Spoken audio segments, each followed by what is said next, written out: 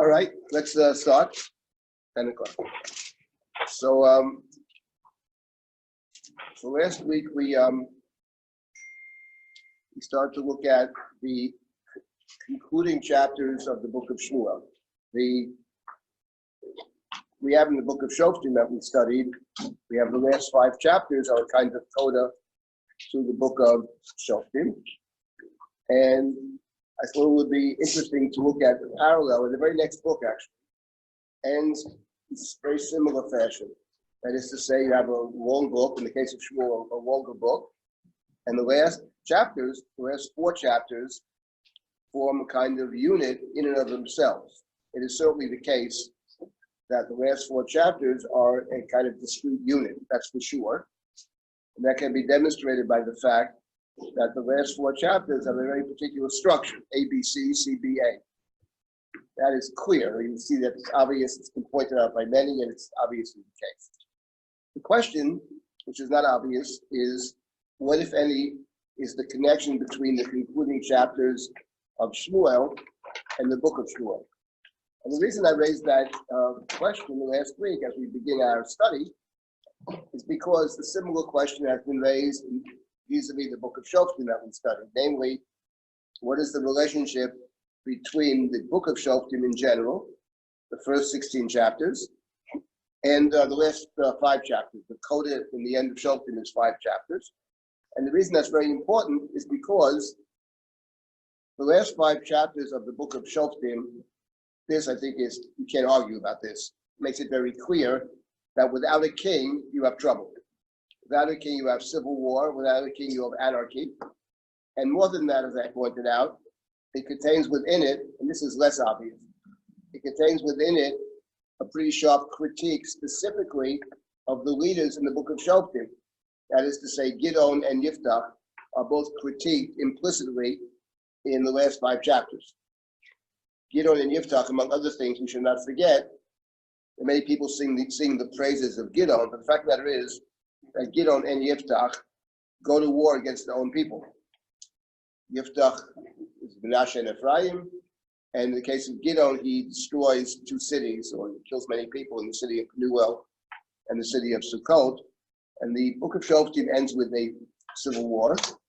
Not only with a civil war, on top of that, the focus at the end of Shoftim, a major focus, is the oaths, shavuot that are taken.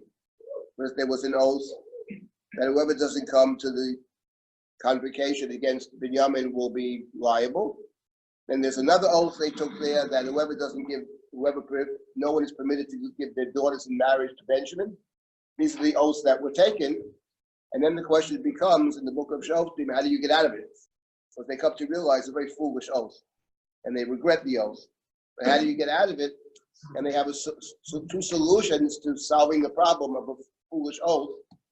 And the question is whether the solution is worse than the problem or not. The solution involves mass kidnapping.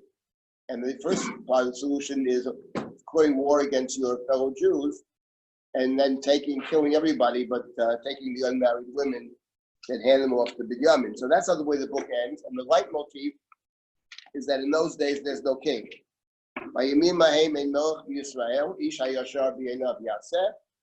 Which is itself also playing off something else.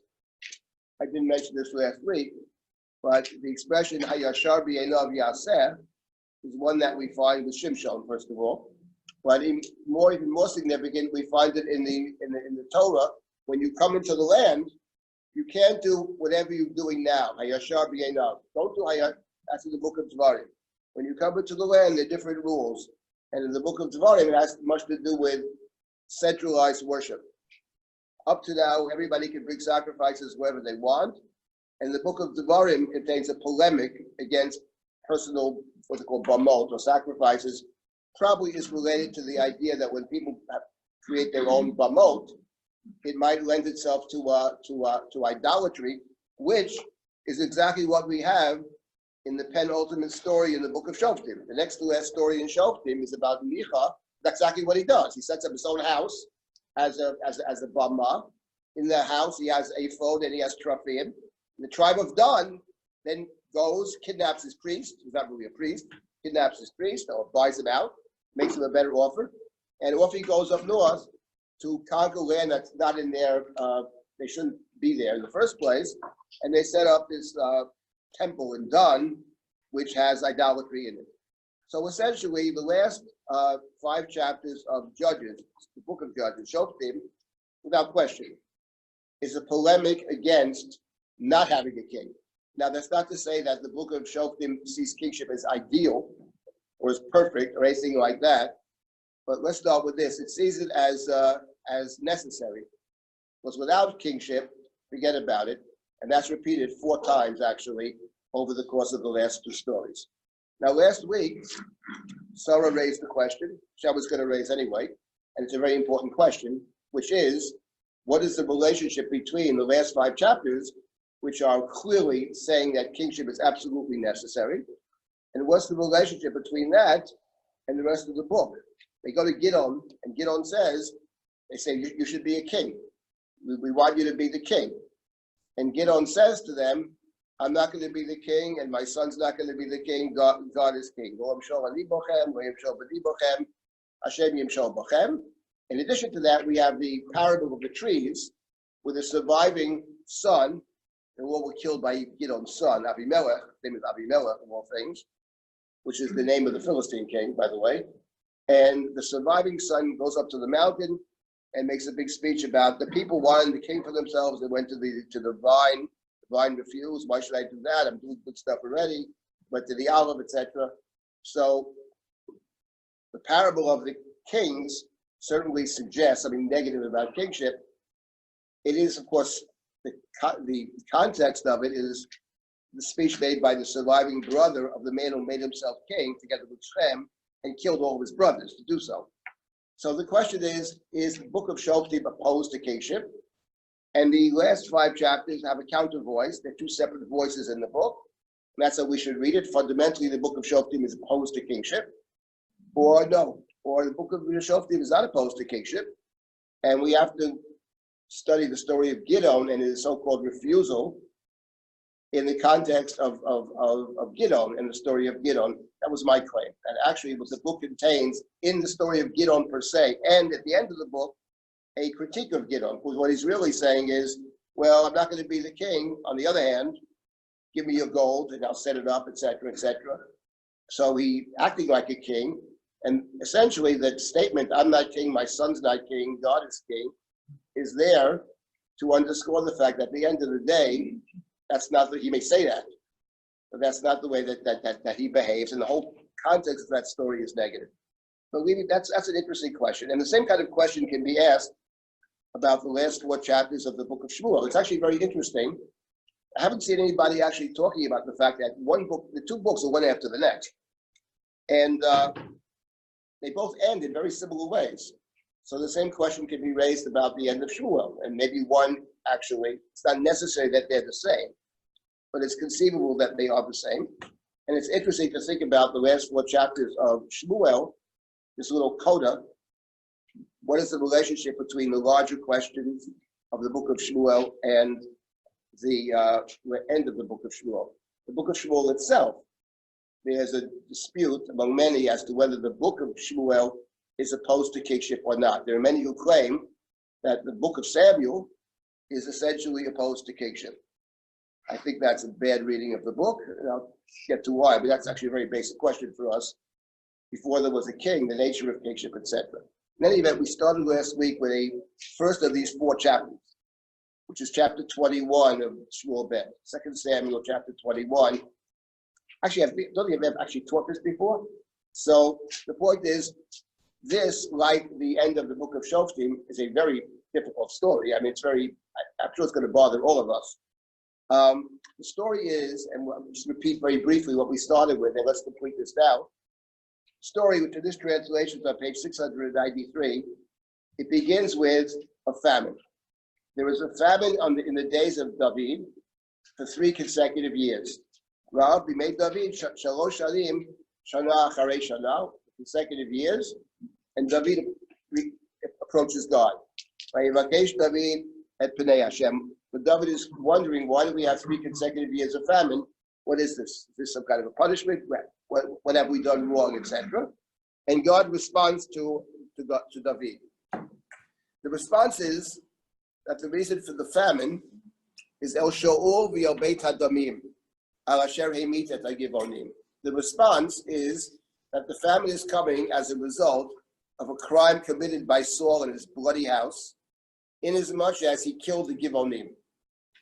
The text then continues to explain to us the nature of this crime. It says the Givonim were not, they were not Israelites, they were not Jews. And the people had sworn to them, rather they're from the Amori, it says, the Yeter Amori, the Amorites, the remainder of the Amori. The Amori sometimes used as a generic term for the inhabitants of the land. And the people had sworn to them not to harm them. It references the story in the book of Yoshua. The Givonim came, they dressed up as if they'd come from a faraway land, and they tricked the Israelites. They assumed that if they live in the land or inside, they'll all be killed, which is not necessarily the case, but that's what they assumed. So they pretend to be from a faraway land, and the people swore to them they weren't going to harm them. They took a shvua. This is in Sefer Yoshua. And afterwards, a few days later, they discover that's not true. So what do? They swore they're not going to harm them, but it turns out they're our next door neighbors or whatever, So the Canaanites, essentially. The book of Yoshua tells us they are from Chivi, the tribe of Chivites. Chivi are one of the nations of Canaan. So basically there's a dispute of, there's a debate what to do, and it says in the book of Yoshua that since they took an oath, even though it was an oath under false pretenses, etc., it doesn't matter. They have to abide by the oath. That's what Yeshua says. We have to abide by the oath. We took an oath in God's. An oath is the imposition of God's name. We have to keep the oath. That's the background. So even at the time, there was a dispute what to do, but they decided got to keep the oath. And the halacha is very different. The halacha, the rabbinic tradition in general, believes with that we can, if you get out of an oath, kol nidre u'shvuay. It's right there, right? As we say, and before Shoshana, there's a custom to be matir the darim. Ataras the darim, the Mishnah says, heter the darim porchin ba'avir, v'yein lehem al mashi yismochu. The Mishnah in Chagiga, heter the darim floats in the air, seems to have no basis in the biblical text. Basis or no basis, it's a very fundamental law that we have, and to the extent that we have a ceremonial hatarat nedarim as we start Yom Kippur, which is maybe one of the highlights of the year in terms of liturgy. Kol nidre is like a big deal. It's ceremonial, but it includes vows. Now it includes oaths. Now it is true that within the halacha, there's much more stringency about shavua than about neder. That is true. That part is true. But technically speaking, you can get out of an oath. 100% get out of it. There's more reticence to do it because the oath either has God's name explicitly or implicitly. But either way, God's name is identified with a shvua and less so with a neder. But having said all that, kol nidre u'shvua, you say, right? Shvua sana lo shvua. That's how we had kol nidre, right? Juana lo nidre asana, u'shvuana lo shvua. So you can get out of the oath, yes. You can't make an oath on something that's forbidden to you. That's true. So it says, right. These people deserve to die. So an oath to keep them alive is not chal. It's not That's oath. True. You're assuming that they actually could not keep them alive, Rashi's position. Most of the medievals assume that if they make peace with you, you can't keep them alive. Within the book of Yoshua, there's some evidence for that. But here's the broader point I'm making. I don't believe that necessarily. In other words, you could try to resolve our Torah Sheba'al Peh with the Torah Shebechtav. Ramban took it on as his major project. The fact of the matter is that as the Mishnah says, there is no basis for it in the Bible. The basis. So the point is, it would appear that if you take an oath, I mean, King Saul takes an oath to kill his son, basically. Whoever eats of this one should die. Jonathan doesn't know about it. Let's start with that. He doesn't know about it at all. He's going to kill the guy who brought about the victory, and the people stop him in that case. In the case of Yiftach, his daughter says to him, you took an oath, you got to keep it. It doesn't sound like that's some kind of crazy idea. It sounds like actually, if you take an oath, as far as the Bible is concerned, you should keep your oath. And over here was under false beginning, even if you're right, even though it's a counterpoint to somewhat the Torah says, it also was done without knowledge. It was they fooled them. They purposely tricked them. It wasn't they didn't know, they would fool, they would trick. What do you want to say?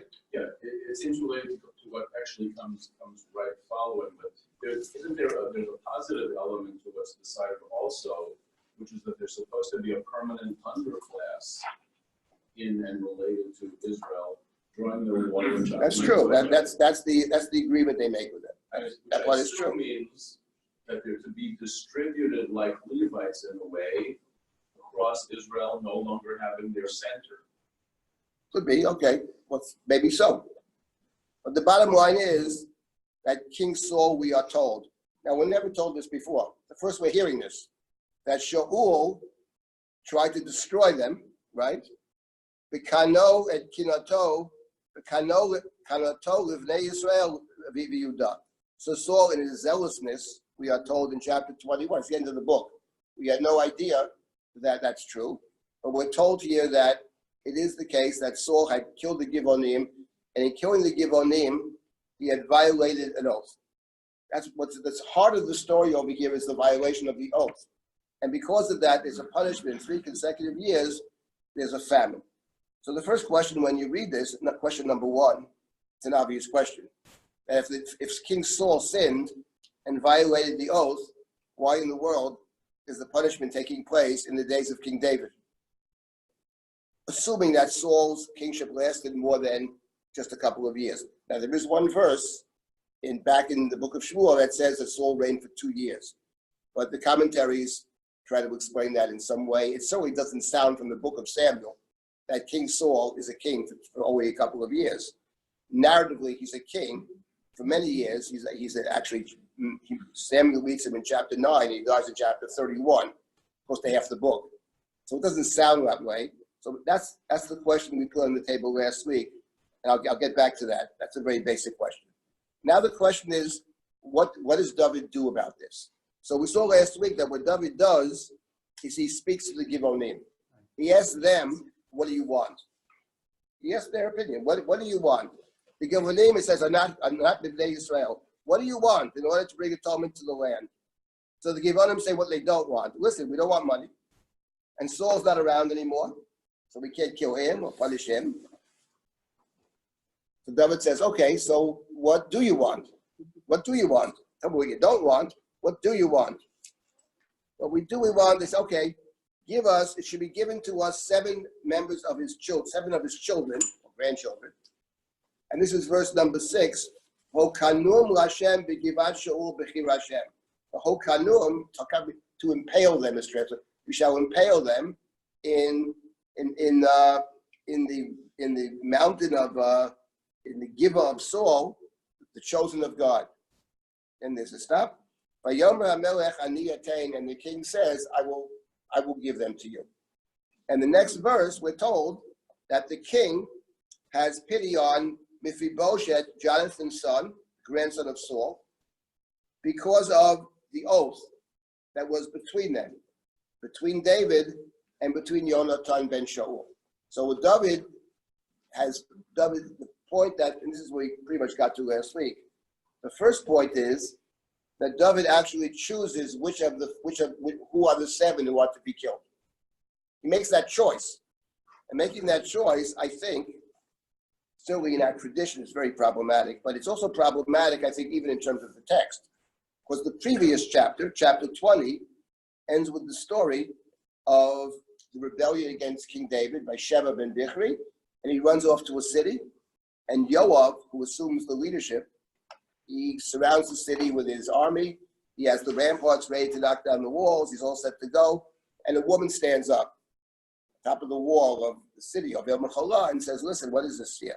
You're going to destroy a town? God forbid, says Yoav. No, it's not.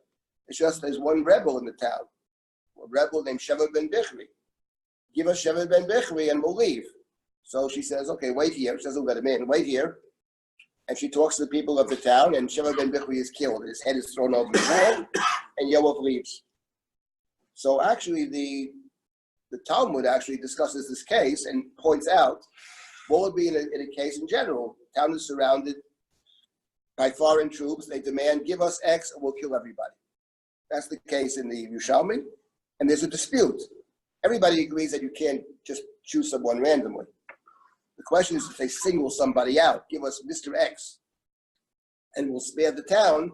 Can you give them Mr. X? So one opinion is yes, and the other opinion is no, unless Mr. X is guilty of something. If they single out an innocent person, you can't hand them over. And that's a case that is, it's a very interesting case. And those kinds of cases sound like very, it'll never happen, that kind of thing. It did happen. Similar things happened 70 years ago. One of our Grisha dinners, I spoke about one of the cases actually in Kovna, a very similar case. What do you do? In any event, the point though is that for our purposes, the point is that the two stories are similar stories, but they're different. Because in the first instance, the person who is singled out and killed is actually the rebel, Sheva ben Bichri, and that one person is killed sparing the town. But in this particular case, David goes to the Givonim, and he says, what do you want? What do you want? Well, we don't want this. What do you want? Choose 7 of the descendants of Saul, and David chooses the 7. Now, which 7 does he choose is another interesting question. The story is a pretty horrible story, by the way. But here's the 7 that he does choose. He doesn't choose Mephibosheth ben Yehonatan because he says Vayachmo. Here it means he spared him, but he spared him on account of the oath that he took. In point of fact, he took an oath. This is very important. He actually takes 2 oaths. He takes one oath to Yonatan in chapter 20 of 1 Samuel, and he takes an oath to Saul. I think it's chapter 24 of 2 Samuel. But Yonatan's oath is very striking. The oath of Yonatan, the context of the oath of Yonatan is the following. David goes to Yonatan and says, your father is trying to kill me. And Yonatan says it's in chapter 20 of the Shmuel Aleph. And Yonatan says to David, I don't believe it. But says, my father wanted to kill you. My father tells me everything. So he would say, so I think it's okay. Earlier, Saul did try to kill David, but Yonatan made peace. And David goes back to Yonatan and says, he's tried to kill me. That can't be. Everything he does, he lets me know. No, it's not true, he says. He knows that you favor me, so he's not telling you. But believe me, I'm one step away from death. Kapesa by you, So Yonatan says, well, I'll go check it out. How could I find out if he intends to kill you or not? What's the plan? So the plan is like this. It says, tomorrow is the Rosh Chodesh. Tomorrow's Rosh Chodesh. Mocher Chodesh. And on the Rosh Chodesh, they have a festive meal. It's the Haftorah that we read when Rosh Chodesh falls on Sunday. Mocher Chodesh. In any event, why we do that, leave out for now. It's interesting that we have such a concept. Tomorrow's Rosh Chodesh. Anyway, so he says there's a meal. And people come to the king's table. And you don't come to the table. You're going to hide here in the field. And let's see how my father reacts. He's going to say, where's David? And I'm going to say, oh, he requested me that he go to his family. Instead of with your meal, he goes to his family's sacrificial meal in the town of Beit Lechem. Let's see how he responds. If he says, okay, whatever, then I'm safe to come back. If he gets angry, then you'll know that he's out to get me. If Yonatan says, that's fine, how am I going to let you know? How will you tell me which way it is? So Yonatan says to David, I'm going to come out to this, you hide in the field someplace. And I'll come out with the guy who accompanies me, the kid who accompanies me, the Nar, and I'll have my arrows. And I'll shoot the arrows. If I say out loud, farther away, farther, the arrows are farther, then you will know to run away. If on the other hand, I say, come closer, the arrows are closer, then you know that it's safe to return. That's the plan, okay? And then, Yonatan said, in that context, Yonatan says to David, I'm going to do this. However, I impose upon you an oath that whatever happens to me, someday you're going to be the king. Whatever happens to me, happens to me. Whatever happens to your enemies, they're all killed. That's it. However, I impose upon you an oath that forever you will take care of my my descendants, whether I'm alive or not alive. Right? Between you and my descendants, you are to protect them forever. That's the oath I impose upon you. So David, the oath is imposed upon David, and so David is actually responsible to keep his oath. He swears a similar oath to Saul, who's chasing him in the second book of Shmuel, and David started with the torn coat, and Shaul says, someday you're going to be the king. Swear you're not going to harm my family. Vayishav David, and David swears. So those are two of the oaths that David takes in the book of Shmuel. The book of Shmuel has, in the entire Bible, half of the oaths of the Bible are found in the book of Samuel. It's very interesting. Some other time talk about that, but half the oaths are found in the book of Samuel. Those are two oaths that David took. So now it says the king spares Mephibosheth on account of the oath that he took. And the question that could be raised over here, and it's a very big question, is in general, when David takes an oath, how does he do on oaths? So what's his grade in terms of taking oaths? I wouldn't say zero. I mean, you could be right at zero, but it's much more complicated than that, because from a technical standpoint, one might say he actually keeps his word, technically speaking. But there's no way that when Jonathan said to David, I want you to swear to take care of my family, no matter what happens, you are responsible. He didn't have in mind to take care of one person, neither did Saul. He had in mind to protect even I'm gone, to protect my descendants, and for King Saul is protect the family. Okay. Sorry. Yes. I'm not exactly sure what you mean by protecting one person versus protecting the family. Over here, David hands over the seven. Here's what I mean by it. I think Right. I get it. Yeah. Let me just respond in any event more broadly. The point is this: in the book of Shmuel, Saul's people, Saul's family, his remaining son is assassinated. His general was assassinated. There's a war going on. In other words, the prominent people in the house of Saul disappear one by one. Now, David never directly kills anybody. He doesn't. There's a war, but apart from that, he didn't kill Abner. He didn't kill Ishbosheth, but he certainly doesn't protect them either.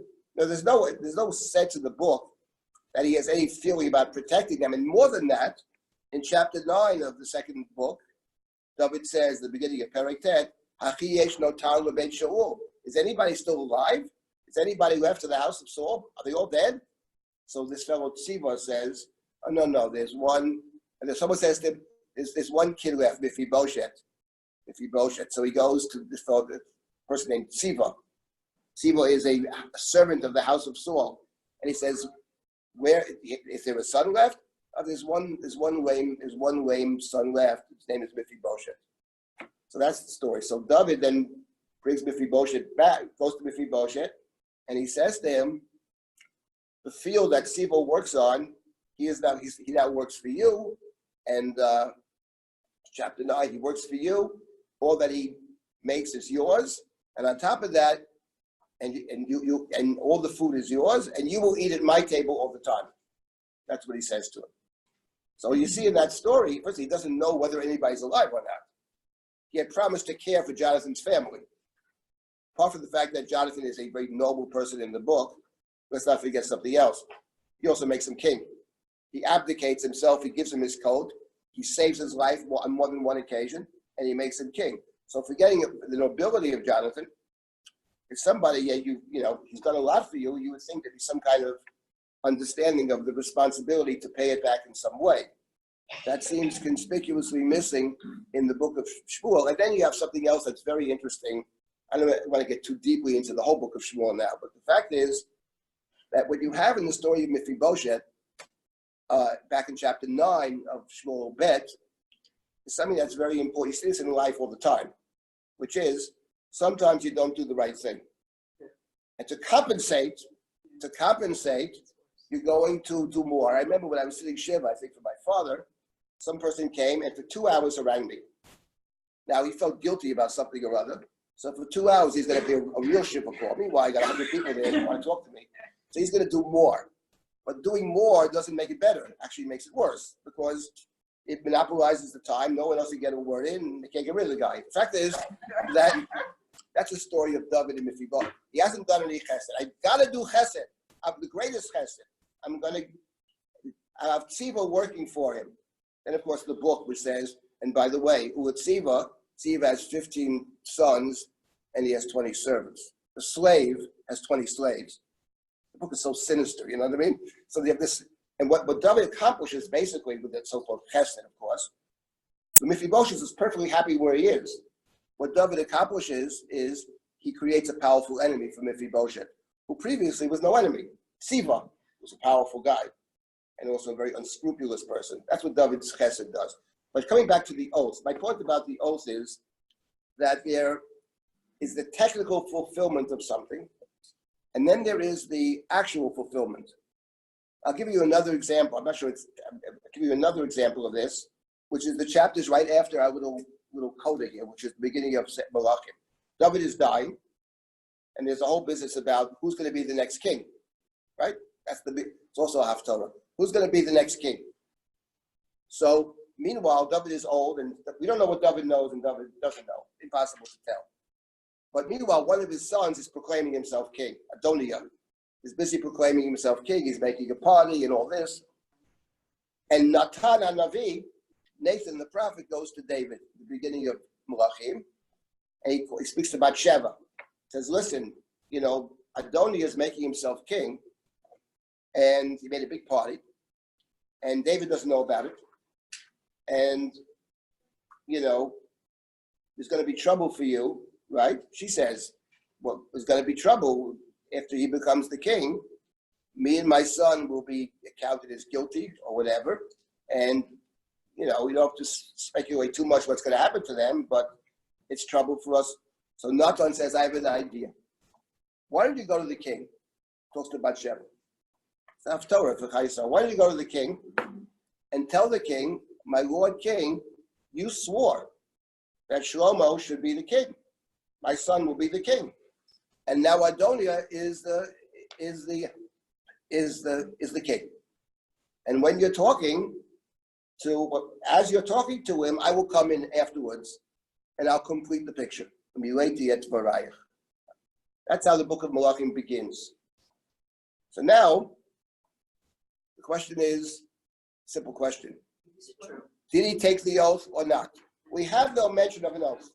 That we don't have no mention. There's no mention whatsoever that David took such an oath. There is mention that when Shlomo was born, unlike Bathsheba's first son who dies because of David's sin, the second son is alive. Somebody names him. Maybe Nathan the prophet names him. His name is, they call him Yedidya. Shlomo is Yedidya, the beloved of God. That it does say. But after it mentions the birth of Shlomo Yedidya, it mentions nothing. His name is never mentioned again in the book of Shmuel. So we don't know whether David took the oath or not. Either way, we got a problem. If he didn't take the oath, then we have the prophet counseling one of his wives, Bathsheba, to make a claim which is not true. Right? That's if he didn't take the oath. Kind of an elder abuse over here. That's one possibility. It means that in the court of the king, even the prophet can't speak the truth. That's a very important point, actually. The book, when I say the book is not against kingship, I don't mean to suggest the book is not fully aware of the dangers of power. It's very aware of that. Leave that aside. On the other hand, if he did take the oath, if he did swear, so why didn't he keep it? If he swore that Shlomo shall be the next king, why doesn't David make Shlomo the next king? He doesn't make him the next king. So they have to intervene. So the man of Shachas, we say we got a problem. Yes. One quickly, he's elder, he can't do it. So, he's not able to, but the real question I have. He does it at the end. It's hard for him. The other thing is, here, I would argue, possibly, that we're talking about a violation of an oath. So the whole thing is a violation of an oath. Now, it's not like he's choosing.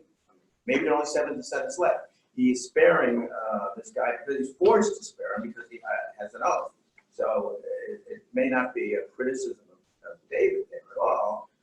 that he's sparing him. He unlike Shaul is satisfying the oath that he took. Okay, so that's a good point. I believe that the story here has a very deep criticism of David. I would go beyond that, and I'm jumping the gun a bit, but I think the main criticism here is not about Shaul. I believe the main subject of the story is actually David, and not Shaul at all. Yes, Shaul did the wrong thing, etc., even though the text tries to put a good face on it. The zealousness for Israel and Judah is probably a good thing, but no, he did the wrong thing, he violated the oath, he paid the price. And I would say the Shiva and the Shvuah are also related. I'm not suggesting Shaul was not guilty. I'm not saying that. But I don't think the subject of our story is actually Saul. Saul is long dead. The subject is actually David. That's the point I want to make. That's the first story in Malachim. Then when David is dying at the Shlomo, by the way, her name is Bathsheba. Let's not forget that. Bathsheba means, what does Bat mean? What is a bat mitzvah? Daughter of a mitzvah? No. She possesses one. Possesses a mitzvah. A bar mitzvah is a possessor of, not. So the point is, her name is possessor of Sheba. Sheba is an oath. So she's a possessor of an oath. The only question is at what point? David does swear afterwards. And when they come to David, he says, I swear that Shlomo will be the king. The only problem, he says, I swear to keep the oath that I took previously, he says. We don't know if he took an oath previously or not. Okay, fine. But he does, her name is Bathsheba, that's very interesting. That's the first part of the story. The second part is David is dying, Shlomo's the king, and David on his deathbed talks to Shlomo. And the speech has two parts. So it's also a Haftorah, a Parshas Vayechi. The first part is, keep the mitzvot, keep the chukim and the Torah, etc., in order that you can, that's the first part. It's very formulaic. Then the second part of his speech, in the second chapter, is very specific about certain people. And he mentions three people. First is he mentions Yoav, his general. Yoav ben Saruya, he says he killed two other people, he killed the generals, and you use your wisdom and you'll figure out how to kill Yoav. Yoav was David's main supporter, essentially, throughout his entire career. I would say Yoav is more supportive of David's kingship than is David, by the way. He cares about the king, not about David personally. He cares about the kingship of David in the deepest way. And anyway, you're a smart guy, you'll figure out how to kill him. Then the sons of Barzillai the Giladi, you have to be kind to them. Because he helped me when I was running away from Avshalom. And finally, there's Shimi ben Gera. Shimi ben Gera is the one, says David, when I left Jerusalem, he cursed me with a terrible curse. And I swore, I'm not going to harm him. But you're a smart guy, he says. You're a chacham, and you'll figure out how to bring his bloody head down to the grave. And the last words out of his mouth are B'dam Sha'ol. That's the last words of David. Let me make the simple point before we get to the specifics about this oath. And that is that whoever wrote these two chapters, I suspect the same person that wrote the book of Shmuel, has zero interest in being apologetic in any manner, shape, or form, because you could tell exactly the same story in a different way. You could say something like, son, politics is a rough business. And what could we do? Someone who thought he would be king and he's dangerous, and you have different people that supported him, just what's really going on. These are dangerous people. Shimi's a dangerous guy. What can you do? You make sure that you have to protect yourself. You may have to kill them. Now, my son, before I die, let me talk about the Torah. That's what he could have done, the writer.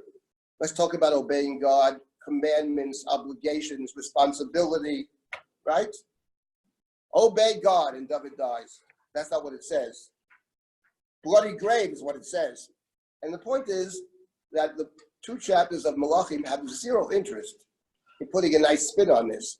And more than that, we can raise a deeper question, which is this. David did swear that he's not going to kill Shimi, even though he cursed him with a terrible curse. By the way, what was the terrible curse that Shimi says to David? Yes. And David is fleeing Jerusalem, and Shimi meets David, and he says, Say ish hadamim v'ish habliyah. Where is that? Let's just find that. It's the terrible curse, which he's going to forfeit his life. Terrible, terrible curse, he said. Well, it is a terrible curse, that is true. This is found, where is this? When David flees Jerusalem, chapter 15, 16, where is it? Let's find that. It is chapter, I believe it's chapter 16, let me see. No, it's chapter 15 of Shmuel Bet. Where is this? Where is this over here? Let's see. Where is this? Where is this? I don't find this.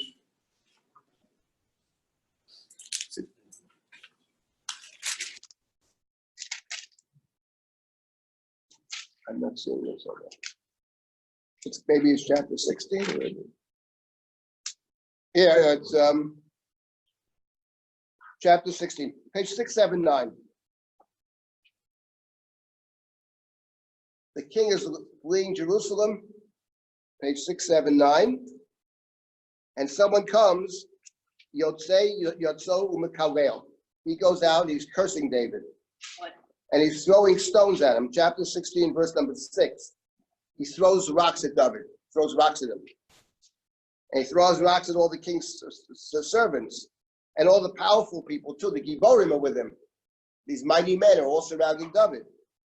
And this is what Shimei says as he's cursing David, publicly cursing him, Say, Ish Adamim v'Ish Belial. Go out, you bloody and wicked man. Heshiv Alechu Hashem kol demei Beit Shaul. God is repay you now for the blood of the house of Saul. Hashem malachta tachtav, the one you replaced. Vayitein Hashem et hamlucha b'yad Avshalom bincha. And now God handed the kingship to your son.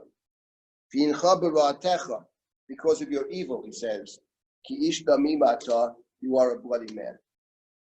And the people around David, Abishai says, let me kill that guy. Why should he curse you? Says David, leave him alone. Well, what's the problem? Let him curse. If he's cursing, God tells him to curse. Don't ask why do you do it. And then he says, listen, my own son is out to get me.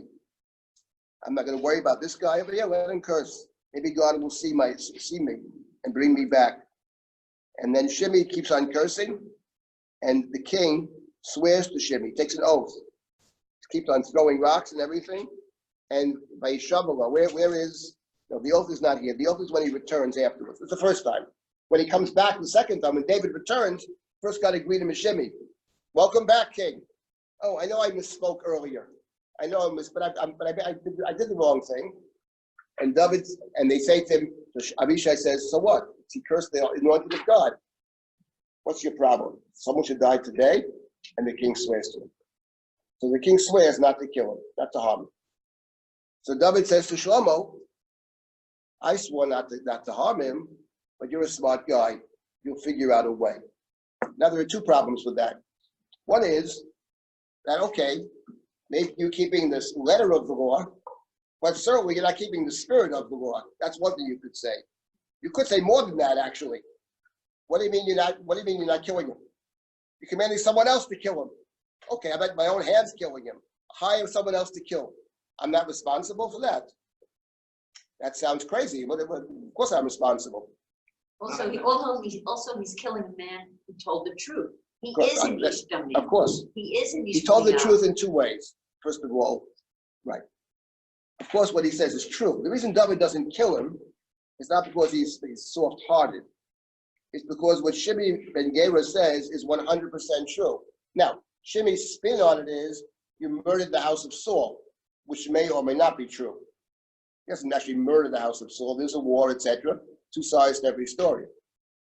But that he's being sent into exile because he's a killer, that is certainly true, because the crime which precipitates indirectly his exile from Jerusalem is the story of David and Bathsheba. And the one who makes this clear, by the way, and not just makes it clear, that because of the David Bathsheba, your own family is going to get you, right? And the sword will not depart from your house, was none other than Natan HaNavi, the prophet himself. Nathan, the prophet, says this to David. So we know that he's exiled from Jerusalem. It's not just politics, but it's a punishment because of the killing of Uriah Hittite. And the reason David doesn't kill him, actually, is not just because let me take upon myself the suffering and I'll return, but because in fact, he says the truth. And what's ironic is, he said a terrible, terrible curse to me, and therefore, what should you do? Bring his bloody head down to the grave. In other words, the irony can't be lost on us that the response to Shimei, leaving for a second the question of the oath, which is a central question, but the response and the last words, B'dam Sha'ol, which is probably even a play on Dam Sha'ul, probably plays on that too, is actually the ultimate confirmation that what Shimei says is actually true. Here's my point. I did other examples as well, but in the beginning of the next book, we have two striking examples of a king who, when it comes to oaths, he is very lax about their fulfillment. Certainly in the spirit of it, if not actually in the content of it. Both in terms of Shimei ben Gera and then the Shlomo story. You took an oath to me. What happened to the oath? He never denies he took the oath. He doesn't deny it. He said, okay, now I'll take another oath that your son will be the king. But there's somebody who is very lax. Now, the question you can ask is this, that in the case of Shaul, he seems to straight up violate an oath. In the case of David, can't say that he violated the oath. Did he violate the oath? As Micah says, maybe didn't violate it. Now, we don't know how big is Saul's family. This we don't know. We don't know how big Saul's family is. We do know that he's choosing who shall live and who shall die. That we do know. But my point is, if we read the story in the larger context of keeping or not keeping oaths, that David's track record on oaths is poor. And the question you can ask is, I saw someone writing about this chapter saying, well, in the case of Shaul, he directly violates oaths. With David is much better. David's actually keeping an oath, says he keeps the oath, he doesn't kill Mephibosheth, etc. And in the case of Shimei ben Gera, he took an oath to Shimei, I'm not going to kill you, but he has someone else kill him. So this particular person, what? I mean, it may be a technical distinction. If I order somebody to do something and he does it while I'm still alive, maybe that's one thing. He does it after I'm dead. Well, that may be your distinction. Here's what I think about this halachic distinction in the context of studying the Mishnah. I don't think, in other words, I'm not going to say that they're the same. I think for the book of Shmuel, the second one is much, much worse. And I'll tell you why. I think it's not about that. I'm talking in general. In other words, when Nathan the prophet goes to David, after David has maneuvered that Uriah Hittite should be killed, okay? And the prophet goes to David and says to David that you are guilty at Uriah Hittite Kita Bacheret. You killed Uriah by the sword. Killed him. Don't tell me you killed him. And then you took his wife. And then he answers her, and you killed him through the sword of Ammon. He's not saying you're a bad guy. On the other hand, saying the opposite. You acted in stealth. I'm going to get you publicly. And the point of the book, of course, is exactly the opposite thought. That it's much worse to kill in stealth than to kill openly. That the crime, the real crime, the David Bathsheba story is worse. David just killed him himself is one thing. But the idea of manipulating the killing and using your army to kill him and killing your best soldier on top of it, and then covering it up. Then you're going to take his wife. I see the newspapers. King marries the hero's wife or something like this. You know what I mean? He's the big hero. That is what that's the point of the story. So the point is, it's not that it's not better. It's that I think in the context of the book, it's worse. It's much worse. My point is, here's my point about chapter 21. Chapter 21 is part of 6 sections, A, B, C, C, B, A. The last 5 of them are all about David. There's David's Giborim, there's David's song, there's another song of David, there's more Giborim, and there's David's census. 5 of the 6 are about David. Chapter 21 is ostensibly about Saul. Now, you could say it's about the bookends are about kings. That's possible. And it does mention Shaul. But I don't think the subject over here is actually Saul. Because the problem over here is twofold about Saul. Number one, El Beit HaDomim is a bloody house. The guy who's called Ish HaDomim in the book of Samuel was not Saul. even though he does kill a lot of innocent people. Say Isha Damim Isha Bliyahu, Ish Damim Mata. The book of Chronicles picks it up. David says, I can't build the temple because my hands are bloody. That's, by the way, hinted at in the book of Shmuel. Some other time I'll explain, hinted at. Not absent completely. In any event, and the oath business, the oath is very central. The non-fulfillment of the oath, the real non-fulfillment, I don't mean technically speaking. That's a David problem over here. So the point is, it is about Saul, yes, but it implicates David in a way. And then, whom does David pick to kill? Now we pick up with our story. This is chapter 21, Pasuk Chet, verse 8. Vayikach HaMelech et shnei b'nei Ritzvah bat Ayah asher yadav Shaul et Ammoni v'et Mephibosheth. So David picks the two sons of Ritzvah bat Ayah, Saul's concubine. Get back to Ritzvah bat Ayah in a minute. And then he picks, it says, the 5 children of Michal bat Shaul. Now, this is his ex-wife. Now, it is true that here, that was married to Adriel HaMecholati. Now, the story we have earlier has Meirav marrying Adriel HaMecholati. It contradicts what it says earlier. The Talmud tries to resolve them, They were actually, it also says that Michal had no children till the day of her death. Okay, that could be resolved. No children with David, with somebody else, that's possible. But the point is, we're not going to try to resolve the contradiction. But it is striking that the book could easily have said the 5 children of Meirav. It chooses Michal. And I would simply point out, maybe I mentioned this last week, I don't think I did, but that the name Meirav and the name Michal are essentially the same name. Meirav and Mekol. It's basically has very similar meaning to it. So they're, Tweedly Dum and Tweedly Dee. Now he actually hands over Michal's 5 children. And it's a terrible story. Terrible. So you got to wonder about this, that we do have the name Michal, and she did save his life, among other things. So the point is, now, you could say, what choice did he have? We could think of many other possible choices, like you pick. You guys pick it. You seem to be, you pick. Or after they say, what can I do? Let's figure out some other way. He doesn't make any attempt, clearly, to, although some readers think he does make some kind of attempt to avoid this. But at the end of the day, he hands over Michal's 5 children, and he hands over the 2 children of Ritzvah bat Ayah. And now we have the following. We have the following story. Vayenem began Givonim. He hands them over to the Givonim. Vayokiyun bahar lufnei Hashem. Vayiplu shvatam yachad. Actually, I have a very interesting thought about this. I'll tell you in a couple of minutes. I never thought of this before. I think it's actually correct. Interesting. I'll tell you. Anyway, so he hands them over. By Yokiyum, they are impaled.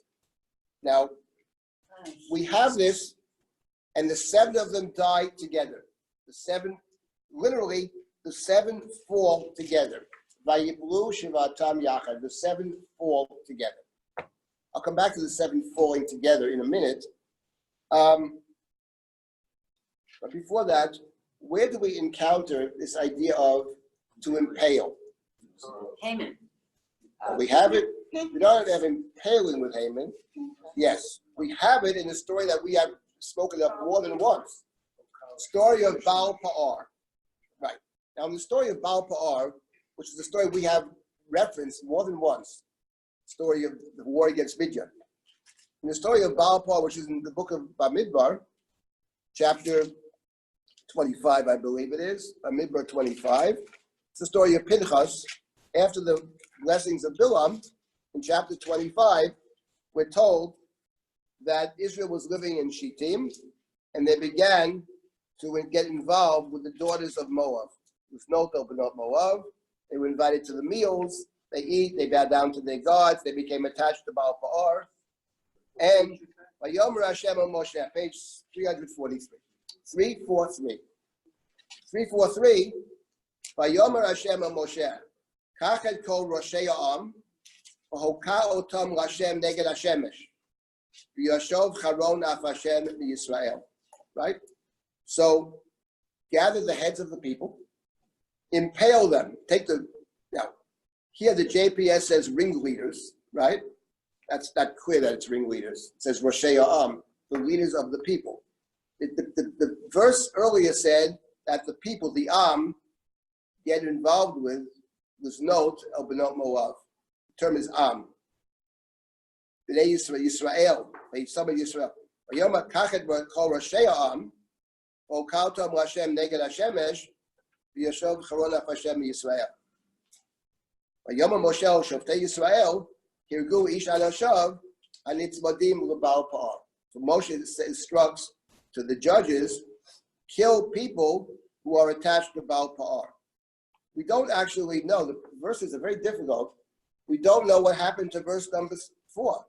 God said, take the leaders and impale them. Does Moshe impale them? Does Moshe not impale them? How does that work? And the next verse says, he speaks to the judges, kill the people that are attached to Baal Pa'ar. So one rabbinic understanding is, when God said impale them, it didn't mean impale them, it means bring them to a trial.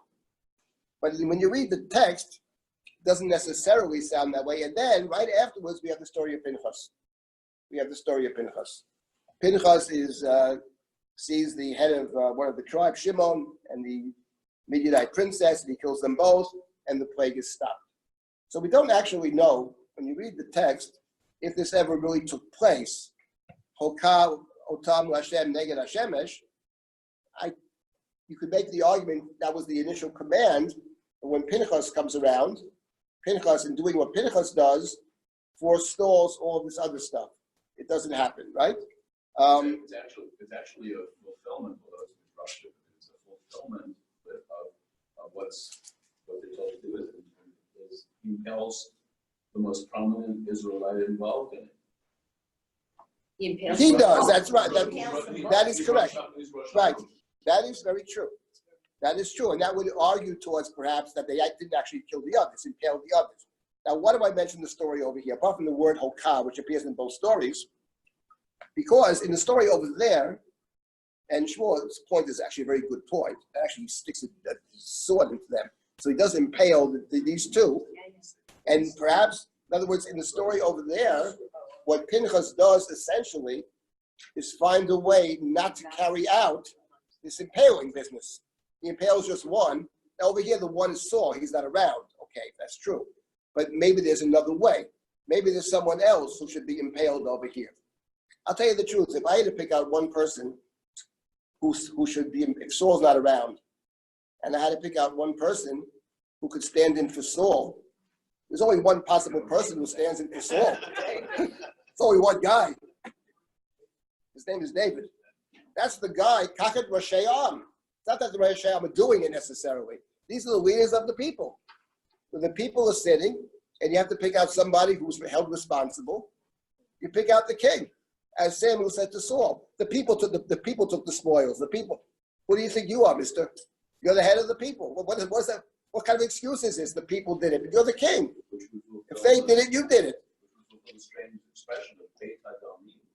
Exactly, of course. The point is that we also have to remember that David was initially very much part of Saul's. He's married to Saul's daughter, okay, or was married to her before he got rid of her. But the point is that my point about the story here is more about the craft of the artist here. In other words, it's ostensibly about Saul, but actually it's about David, and we have evidence that this is the case. And the ones who saw this actually very well is the Gemara. The Gemara points out, there's a long sugya about this in the Second Yevamot, long sugya, the fighting test. And they make a very simple point, many points actually. They make one point about the story which is very striking. It's in the Gemara in Yevamot. And that is that after all this happens, so David hands them off to the Givonim. Vayiplu, let me get back to Vayiplu Shivatam Yachad. I'll get to these other points too. The 7 of them fell together. Why does it mention that the 7 fell together?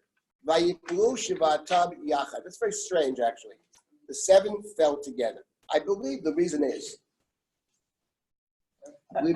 this, that the story wants us to connect it to a different story. Exactly the same language is present. The idea of the sons of Saul falling together. And this is found in the last chapter of Shmuel Aleph. The last chapter of Shmuel Aleph is the death of Saul. Not just the death of Saul, Saul and his three sons, Jonathan, Malchishua, Abinadab, they all die, killed by the Philistines. Saul falls on his own sword. The others are killed by the Philistines. And it says, let's find the verse.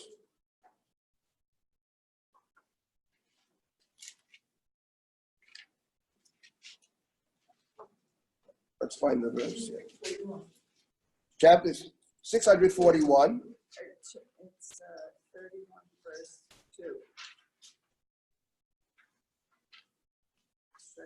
Right. First it says, Vayaklu Plishtim et Yonatan Abiyadav Malchishua. And then it says, war is very terrible. Saul asks his arms bearer to kill him. He refuses. And Saul falls on his own sword. Saul and his three sons and his arms bearer and the people, Vayomachu Yachdav. They all died Yachdav. They fell together. And notice, by the way, the use of the verb to fall. Right? Use the verb to fall. Let's find that. You have it. First Saul falls on his own sword. And then the arms bearer in verse 5 falls. Vayipol gamu al charbo. Right? And then you have the next chapter as well. Well, you have David's elegy in the next chapter. Ech naflu giborim. In fact, the word to fall appears, I believe, 10 times in the story over here. They fall together. So the point is that over here, 7 are falling together. 7 died together, as if the text is comparing the two. The 3 died on the hands of the Philistines, and the 7 died on the hands of the Amori, of the Gibeonian. But in the second story, it's David who hands them off to the Amori. Here's the thought I had about this, by the way, small detail, then we get to the main point. Here's what I always wondered about. You know, in the Megillah, I wrote a commentary. This is not in the Megillah. I just thought of this last week, actually. I think there's something to this. So in the Megillah recalls the story. Megillah is about Mordechai and Esther, the great heroes. And Mordechai is from Benjamin. He's Ishimini. And the Megillah, as many have noticed, plays off the story of Amalek and especially Shaul. In the case of Saul, his sin was to take of the spoils, took of the bizah. In the case of the Megillah, Uva bizah lo shalchu et yadam. You have a reversal of the Saul story. In the case of Saul, Amalek defeats Saul. In the case of Mordechai and Esther, the Benjaminites defeat Amalek, and they reverse what Saul has done wrong. Among other things, they don't take of the spoils. So I was thinking, actually, that we know in the Megillah, there's an emphasis on the death, the killing of Haman's children. In fact, it's an interesting custom that when we read the sons of Haman, with Neshima Achas, we read them in one breath. I was wondering, what is that custom about? What is the custom about the Neshima Achas? So I suddenly thought, I had a thought, could be completely wrong, but here's what I think it is. The Megillah places Haman and Saul as two opposites. So Haman loses 10 sons, B'neshima Achas, right? You read them all together. Or I would say the Hebrew will be Yachdav. They die at once together. How many sons does Saul lose Yachdav? 10. 3 plus 7. Right? 3 plus 7. He was 3 at Har Gilboa. The Flu Yachdav. Now he loses over here. Here's Vayiplu. Vayiplu Shvatam Yachad. So actually Saul lost 10 in one breath, one might say. Yachdav. So the custom is, but since we're playing off in the Megillah, Shaul playing and Haman, once the reversal, so we do exactly the same over here. It's Yachdav. Torah's emes, you know what I mean? It's all right. What? Mordechai's lineage is traced back to Saul. Kish and Beshimi. Ben Shimi ben Kish Ishimini. He's traced, but there are many examples of this. This is, sometimes he says something that's very clever. It's very clever, but it's not true. In this case, it's clever and true. It's really true. I mean, I always wondered about this custom of the 10 sons in one together, one breath, the 10 of them. It's exactly the reversal of Saul. In the case of Saul, it's tense and naflu yachdav. In the case of Haman, the word nafal is one of the governing words of the Megillah, right? Just over and over again, right? Haman nofel hamitasha sterolel. It's about 10 different times in the Megillah, right? Etc. Okay, anyway, small detail. Anyway, let's get back to our story. So over here, fine. And now we have the story of Ritzpah bat Ayah. Ritzpah bat Ayah was the former concubine of King Saul. That's the one that Avner sleeps with. Avner takes Ritzpah bat Ayah for himself. And when he does this in the beginning of Shmuel Bet, the king of Israel was Ishbosheth, the remaining son of Saul, who's a weakling. He gets very angry. What are you doing there? What is this? So Avner says, "What are you complaining about? I'm the one who's defending your father. I'm the one keeping you alive. You're complaining about this today? I've had enough with you." He says, "I'm going over to the other side." That's the story. That's where Ritzpah bat Ayah appears, and she appears over here. Let's take a look at this. What time is it now, by the way? 10 after. 10 after 11? Yes. Okay. We caught up with this stuff. Okay. Vatikach Ritzpah bat Ayah et asak. Now we're told the following. They were killed in the beginning of the barley harvest. So the barley harvest is around Pesach. Pesach's the barley, the Omer, right? Omer is the barley harvest. So now verse 10. Ritzpah bat Ayah took a sackcloth.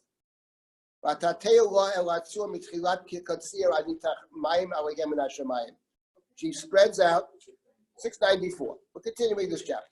Ritzpah, the daughter of Ayah, took a sackcloth and spread it on a rock for herself and stayed there from the beginning of the harvest until rain fell on the bodies. Rain from the sky fell on the bodies.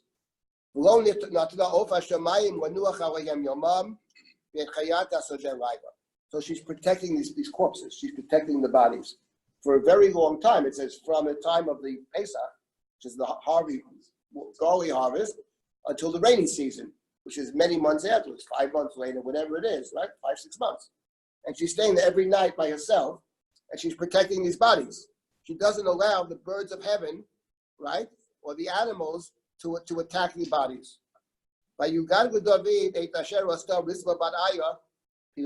David hears what Ritzpah is doing.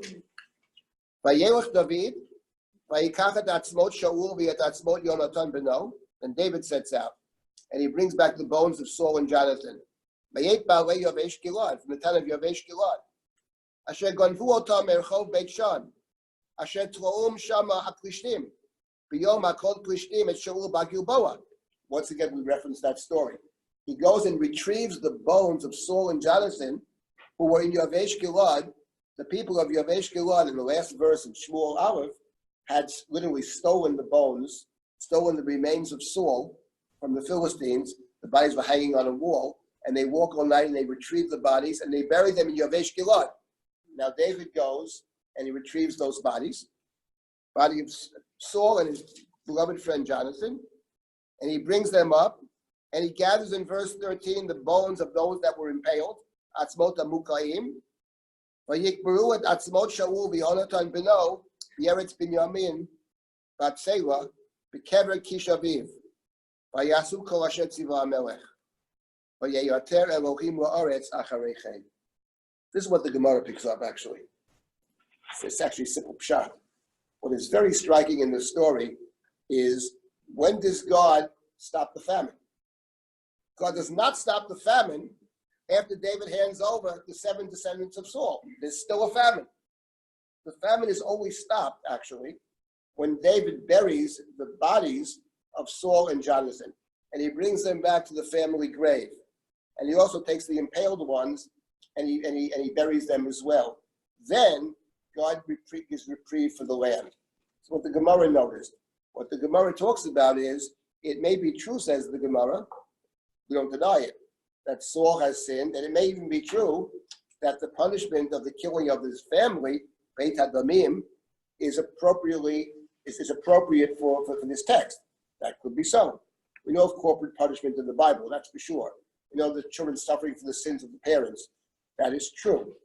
We don't know what the author of this particular book thinks about anything, because we shouldn't just make any assumptions. That could be true. However, that's not the whole story. because there's something else which is very problematic, and that has to do with the way David's oath to Jonathan. What David has allowed to happen, you don't even realize it till you read this. What David has allowed to happen for all of these years, actually, is that the bodies of Saul and Jonathan are in Yavesh Gilad, which is a double problem. Yavesh Gilad is on the other side of the Jordan River. Let's start with that. They're in Chutz La'aretz. And number two, they don't belong in Yavesh Gilad anyway. They belong to be buried in the family grave. And actually, this is I think, a real indictment over here. And afterwards, when David does the right thing, and what allows David to do the right thing, this is very interesting. It looks like he's only good because he's so rich. Well, he's learning from what she's doing. Okay, fine. It's not, by the way, it's not completely clear that the rain falls. It's not clear to me. It could be that she waited till the rainy season. Look, till God pours the rain down from heaven. Nitach min hashamayim. Nitach min hashamayim is a term that's used in terms of the 10 plagues. There's a sense of anger in Nitach min hashamayim. Rain can fall in different ways, but poured down from heaven, I would say, is the negative side to it. In other words, that God is angry about this whole story, and what David sees Ritzvah bat Ayah doing, he then understands that there's a problem over here. He's failed to treat the bodies of Saul and Jonathan properly. I didn't want to say a word about Ritzvah bat Ayah. You know, she's a great hero for somebody. You know, she's a great hero for Levi Nass. Levi Nass loves Ritzvah bat Ayah. Yeah, you can look it up and see. Levi Nass, the French philosopher, he likes Ritzvah bat Ayah is someone who represents for Levi Nass the highly moral person. That you disregard whatever the rules may be, and you do the right thing. I did want to say a word about Ritzvah bat Ayah. That it's not. First of all, it's not surprising in the book of Shmuel in general that the models for behavior are women or are people who really, for the most part, on the margins. Getting with Chana, but to David's credit, though, this is to David's credit, he has a prophet in his court. He's able to learn from what other people do. So Ritzvah bat Ayah, was thinking about the name Ritzvah bat Ayah, because the names have a meaning to them. And what is the name Ritzvah bat Ayah mean? First of all, Ayah is a bird. I'll get to Ayah. Let's start with Ritzvah. Let's start with no, it is Ritzvah is a bird. No, Ritzvah is not a bird. Ayah is a bird. Ayah is in the Chumash. Ayah is a falcon. But let's start with Ritzvah. What does Ritzvah mean in biblical Hebrew? Who knows? It has two meanings in biblical Hebrew. In the later works, yes, they're both correct. In the later books, Yechezkel, for example, in the later books, Ritzvah is what we have in modern Hebrew. It's a floor.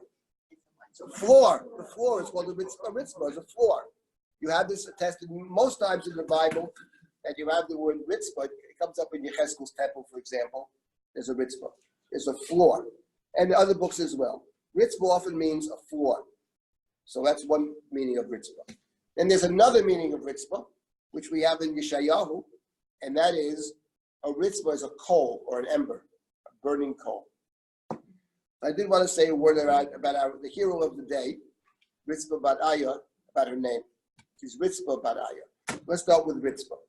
I believe the name Ritzvah, I believe that the book of Shmuel in general, of course it plays with names like crazy, but the name Ritzvah has two different significances in the book of Shmuel.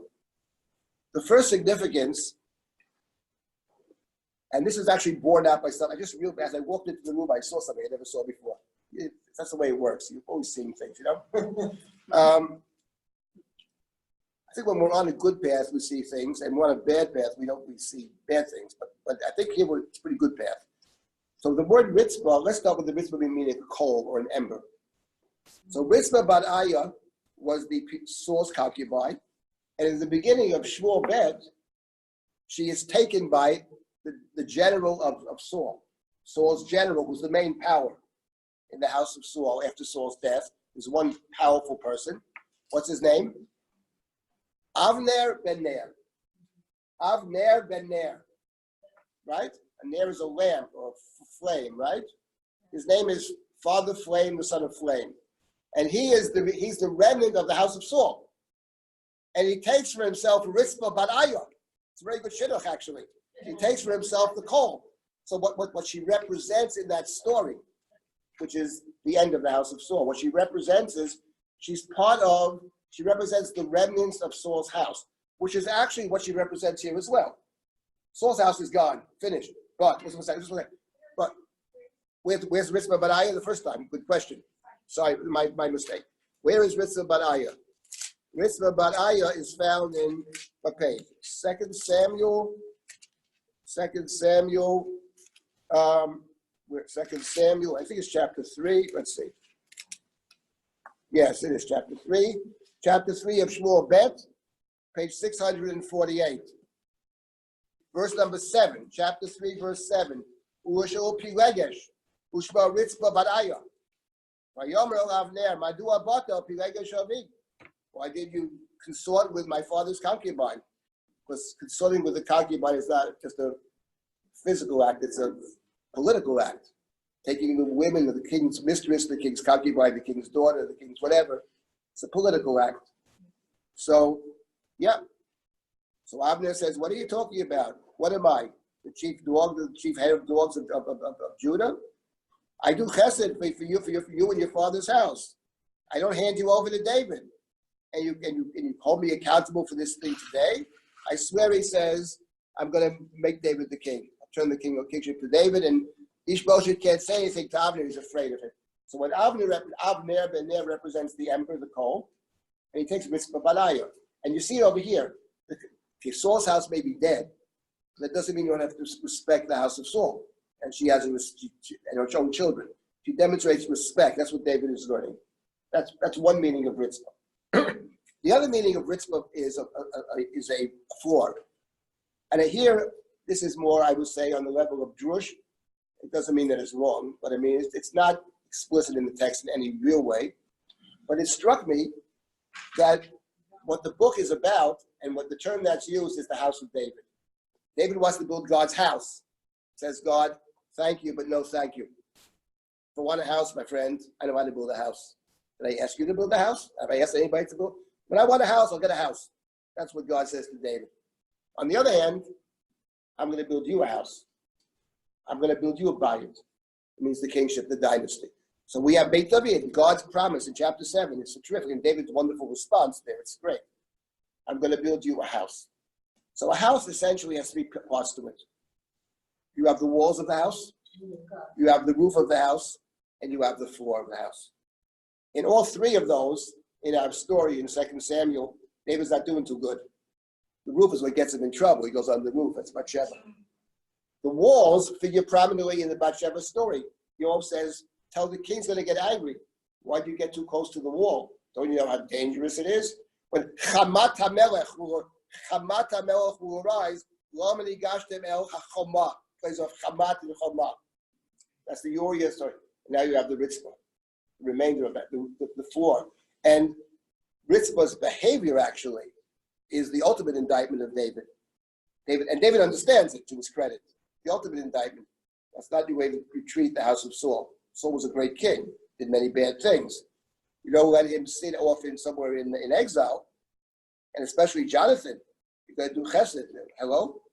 Even after I'm dead, he says, you do chesed to me, Jonathan said. Oh, he is dead. Where's the chesed? I mean, not with such a great chesed over here. Just bury him where he belongs, right? And the same thing with the others. So therefore, you have the double meaning here. And what's interesting is I didn't notice this before. As I came in this morning, I noticed that the story right after the story over here of Ritzpah Bat Ayah is it talks about the 4 wars that David's men fight against the giants, who were the Philistines. As I spoke about this last week. Giants and the Philistines in this book of Giants as well, Goliath. And here it says they went out to fight the giant, and Avishai ben Surya killed the Philistine, this giant. Oz nishba'u anshe David lo leimar, verse 17. 694, our chapter. Lo tetzei ol itana lemilchama, lo tichabe et ner Yisrael. Do not go out to war anymore. Do not extinguish the light of flame of Israel. And by the way, in the book of Kings, it uses that term more than once. After the house of David is essentially decimated, because the tribes go over, 10 tribes go to Yeravam, but the prophecy is, the prophet says, I'm going to give you 10 tribes, but I'm going to leave a flame or a fire for the house of David. So the Ner is the remnant, what's left. It's not totally extinguished. Actually, in talking about this, we're thinking about chapter 3 of 1 Samuel. Samuel with Exactly. the light hasn't That's gone. exactly words out of my mouth. Exactly. That's chapter 3 of 1 Samuel. Yer Elohim terem yichbeh. God's not speaking in Shiloh, but God hasn't completely abandoned. There's something still left. There's an ember still left. So here we have, now, let's get back to the main point, and I'll stop with this. You see, what's at work over here is the craft of this book, by the way, which is actually astonishing. And this is part one of 6 consecutive stories, ABC, CD stories, or tale, or poems, whatever it is. And ostensibly, and it is a critique of Saul, no question. But the critique of David here is very powerful. The ones who notice this first, the Gemara. Gemara picks this straight up. What is this business? And why is the famine only stopped after Saul is buried properly? And the Gemara makes a very interesting statement, and I'll conclude with this. The Gemara says, there's some people that when they're alive, everybody raves about them. Oh, they're so wonderful, blah, blah, blah. Then there are other people that when they're alive, no one pays much attention to them, And 50 years later, 100 years later, you begin to realize what a contribution it was. So the point is, that's what it said. That's the Gemara's take on King Saul. King Saul died, and that actually the Gemara says that Al Shaul v'al Beit Hadamim. The Gemara says, this is the Midrashic reading on Saul in the bloody house. On the bloody house, yes. What do you mean on Saul? Shol nisbad ka'alacha. He wasn't eulogized properly. The Gemara's famous, powerful statement, and it's so true, actually. That you think about the things that actually happen, the real influence. It is rare, the big things. It's rare that during the lifetime of somebody, you actually see the great influence. You see it much later. And actually, this is our own story. The story of Jacob going down to Egypt, Jacob goes down to Egypt, and he knows where he's going. And God says, you're going to build a nation. But building a nation is going to take you a couple 100 years. And he understands this, and he accepts it. That's it. Hineni. And he understands that the great contributions are usually not in our own lifetimes. That's the way, that's the human story. It happened much, much later. This is the story. The fact of the matter is, he was the first king, he unified the nation, he won every battle, and all that. It's a very tragic side to Saul, and many failures. At the end of the day, we have to recognize what he did, and David hasn't recognized that. He lets him set out someplace in Chutz La'aretz or whatever it is, Yavesh Gilad. So then he finally understands. It takes Ritzvah about Ayah to teach him. But to his credit, he learns, and then after they're buried properly, then God is forgiving the land. Yeah, we'll stop here. More to say that the body is deteriorate while she was there. Very much, actually. Oh, the way you want for her, but she's there. Oh, 1 second. Wait, what's that? One thing. Before you run. What's the Gemara? Well, what's the thing? Ayah test. 70. Yavam is 79. What is an ayah? An ayah is a falcon. So she doesn't allow the bird of prey. She doesn't allow the birds to come to chasing away the animals. That's ayah over here. So Ritzvah is one thing. Ritzvah, but ayah. She protects these bodies. She doesn't allow. She's fighting off the animals and the other birds. She's a fierce warrior who keeps away the others to protect her children. I don't stop you there. Next week.